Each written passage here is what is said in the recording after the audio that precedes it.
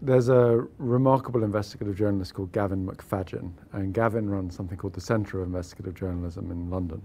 And Gavin is also one of the board members of the Bureau of Investigative Journalism, and I'm the editor of the Bureau. And Gavin had a close relationship over time with Julian, and Julian had been staying at his home when Julian was here talking about the Afghan leaks. And so, given it was such a big story, I was on the phone to Gavin saying, please let me meet Julian. We arranged to meet. Julian revealed to me that there was this enormous amount of data that was coming out. At the time, it was coming out quite quickly. I think we had around 4 or 5 weeks to do it because he had already tied up with a lot of the newspapers.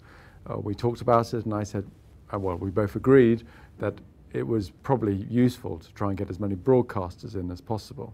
Now, the broadcasters and print world operate at a slightly different pace. It takes a lot more time to get something out on broadcast.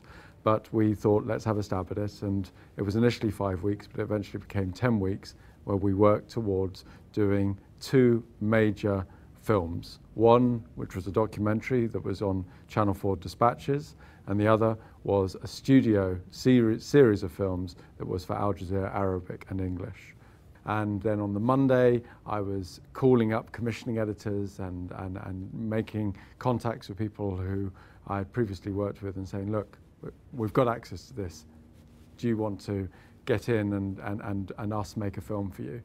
And there on in, we were mining the data. We had an incredible researcher called James Ball who understands how data is managed. And he, along with a team of 16 or 17 researchers, basically took the data, did searches, and found the real meat on the bones of the data, which is incredibly hard to read initially.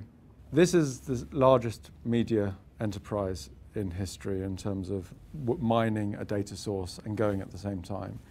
And it has been fraught at occasion.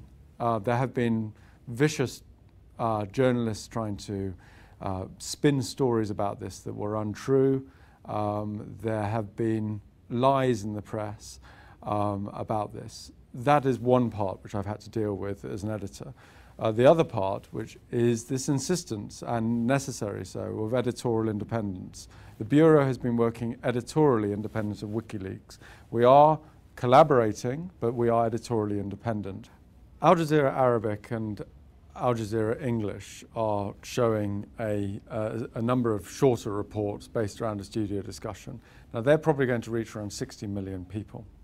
The Dispatches film that we've made will hit 1 million people in the UK, and you'll probably end up showing it around the world with a variety of other networks, and we may get 20 million plus. I believe that the last time WikiLeaks showed the Afghan data, between 1% and 2% of all internet traffic went to WikiLeaks. Now, the tens or hundreds of millions of people who ended up looking at the Afghan data will also be directed to sites like IraqWarLogs.com. The Guardian, Der Spiegel, Le Monde, and New York Times will obviously have millions and millions of readers. I believe that this will be known by hundreds of millions of people around the world. And the Department of Defense's response, saying this isn't really giving anything new to our understanding of Iraq, is completely false. The information we found in these logs completely rewrites history books, because the politicians are shown to be lying to the public. They definitely knew facts, and then they claimed other facts. The military have been shown repeatedly to be in full knowledge that torture was going on amongst, let's say, the Iraqi army, and yet at the same time, the American military handed over personnel to organizations they knew were torturing suspects. These sort of things have been hinted at in the press, but nobody has proved it. This is proof.